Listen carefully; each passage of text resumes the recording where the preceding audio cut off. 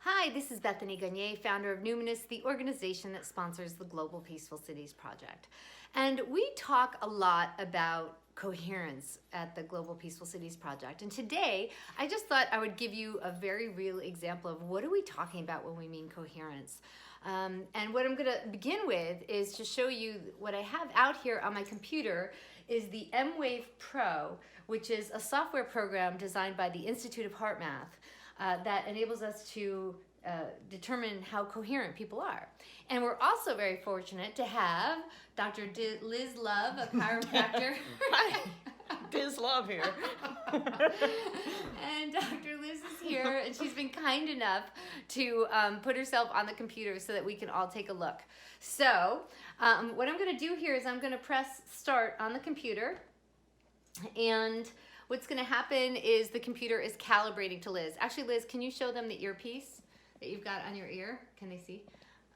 Okay, great. I know. And what's happening is in the blood pressure wave, as the blood goes through the ear, it's calculating the time between heartbeats and determining what is the time interval between heartbeats. And so you can see, if you look at the computer here, this is basically, that was her pulse. And she's registering at medium coherence 100%. So we're going to ask Dr. Liz if she would be willing to breathe in a way that follows this pacer as she breathes on and breathes out. Breathing in. And is that a good pace for you, Dr. Liz? Is it too slow or too fast? Good. Okay. So she's going to practice here and just work on her breathing. And as you can see, as she's syncing up her breathing with the pacer, already her coherence has gotten up. Basically, she's moved more into the green, whereas before she was 100% blue, and now she was 25% in the green, which is considered high coherence. So now she's just going to keep focusing here on breathing in with the pacer. Now, I'm just going to talk for a minute. I said this in a few emails ago about, in order to become coherent, one of the first things you can do is to breathe in a way that has an equal amount of time breathing in with an equal amount of time breathing out. So basically equal inhalation with equal exhalation. And so that's what this pacer is doing here as Liz is syncing her breath with the pacer. While she's syncing her breath with the pacer, she's also enabling her own body to sync her breath with her own heart rate. And that helps with coherence. Now, if you look at the screen here, and I know it's hard to see because of, the glare and everything, this was our best that we could do, but take a look here. Basically, this is where she started back here. And it's a little more jaggedy, but as she's become more coherent, you'll see that there are these better sine waves, right? So the sine waves are showing that she's moving into greater coherence down here. It's also showing her wonderful focus that's coming in, and she has increased her coherence to 52% right now. Now, another thing, the next step in becoming coherent, as I mentioned before, is to reach for what HeartMath calls a restorative feeling. So a restorative feeling is what they refer to as appreciation, love, or care. When they work with the military, it's often integrity, courage, or valor. And I like to use words also like dignity or honor or nobility, those types of words, because those beautiful places, they invoke this deep storage of emotion in the body that enables us to move into greater coherence. So not only is our body becoming more coherent, which basically means that all of our systems in the body are starting to entrain with each other better, and we're getting those benefits that I mentioned earlier, but also we are moving the body into these more restorative, resourceful emotions. And how beautiful it is. I work with a lot of inner city kids, and I often talk to them about what would it be like if you didn't kind of if we didn't all wait for somebody to treat us with respect and dignity, but if we could feel respect and dignity, right? Or we didn't wait for somebody to show us some appreciation, we could invoke the state of appreciation. And the reason for that is because all of the science is basically saying that we usually do better when we are in a more positive emotional state. So there's something called the happiness advantage that has demonstrated that when the mind is primed for happiness, we just do better across all efforts in life. And so as we see here, Dr. Liz has become even more coherent as we've been talking about invoking a restorative emotion. Liz, were you thinking of something more positive? Oh, absolutely. What were you thinking about? Or do you mind me asking? It's personal.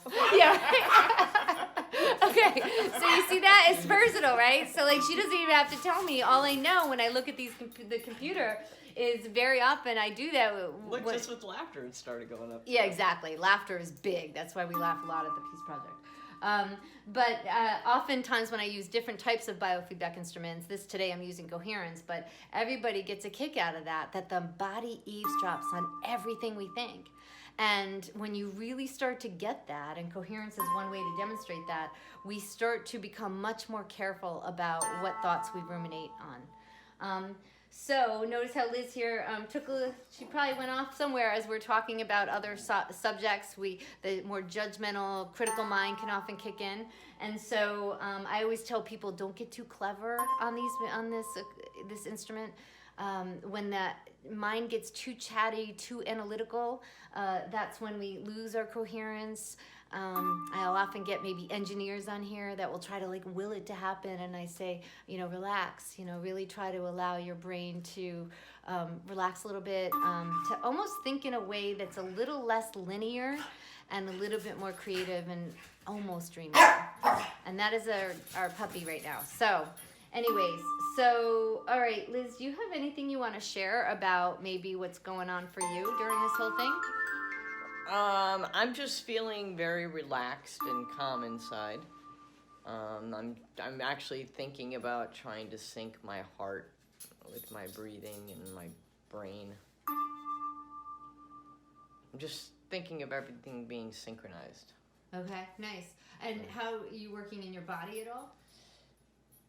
In my chest. Okay, good. Yeah. Okay, good. Yep. So that is one of the steps in the Institute of Heart Math that they tell us to bring our awareness down into the heart and chest area, relaxing the muscles of the chest wall. And sometimes I'll even suggest that people maybe become aware of their environment, almost as if they're feeling the environment through their chest. What would it be like if you kind of let your heart sense the room and get information just from that? So I wanted to show you that coherence is a very real place in the nervous system. It's reliable, it's repeatable. And so when we talk about doing an intentional coherence meditation, this is part of our protocol, that we spend 5 minutes invoking coherence in the heart to open the heart. People like Dr. Joe Dispenza and some research at the Institute of Heart Math, basically have shown a lot that when we become more coherent, our intentions kind of sail more, so to speak, right? That we become more powerful in our intentions. There's less chatter, there's less noise, we're much more, focused kind of thing. And so our intentions kind of can sail a little bit easier. So I just wanted to show you this a little bit and tell you that in the Intentional Coherence Athlete Program, we actually train like athletes to be able to maintain coherence throughout the day. So it's not just on the piece of equipment here. There are 4 levels to this instrument. Basically, the challenge levels are low, medium, high, I think, and then highest or something. So there's 4 levels. So you can train in coherence to be able to, it basically changes the filters and it becomes more difficult to maintain coherence at the higher levels. So we train like athletes to be able to sustain an open heart every day, 24/7. And in the meditations that I offer everyone every 2 weeks, there is always a component where we are training to keep our fields and our hearts open as we employ some of these skills in the nervous system, not only in the heart, but in the energy field, to be able to stay and maintain expanded. So our intentions, manifest much more easily. So I just thought I would share this with you, and feel free to write or comment. I will tell you another thing that's happening, and that is that for the Albany Peace Project, we will be having many people work online to become coherent. And I'm going to be sending a link out below this video, and we're going to put in a big order with the Institute of Heart Math. We would love for you to participate. And you can practice coherence on your own. You can also, there's a phone app you can work with, so you don't need the whole Mway Pro. I'll send out a link about that. But essentially, we're just going to start playing, right? We're going to start playing. What does it look like when a group of people become coherent online? And we're going to be using an app by the Institute of Heart Math. So we really need your heart. We really would like to appreciate if you would come and play with us and learn with us. And, I really want to give the world something to talk about. Let's demonstrate that a coherent heart is a powerful heart. And together we can change the world by voting with our powerful hearts. All right, thank you so much. And again, feel free to write and comment, and I will continue working with Dr. Liz. Have a great day.